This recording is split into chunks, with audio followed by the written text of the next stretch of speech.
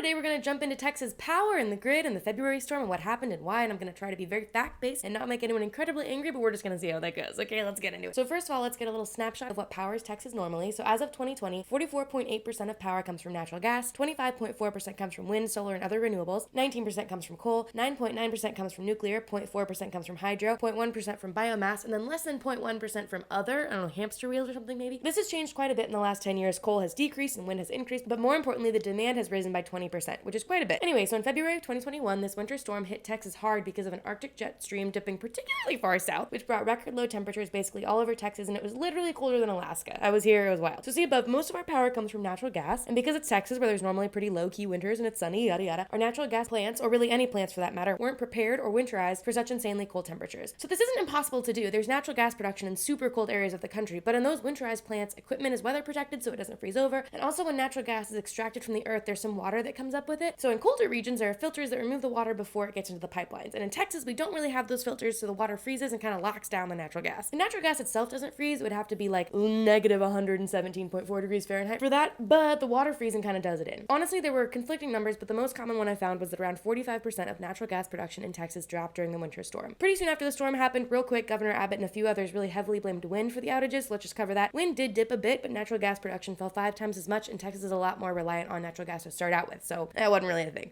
Power production was at super low quantities. The worst case scenario planned for Texas being able to power about 61,388 megawatts of power, but between the 14th and the 17th of February, there was only about 46,059 megawatts produced.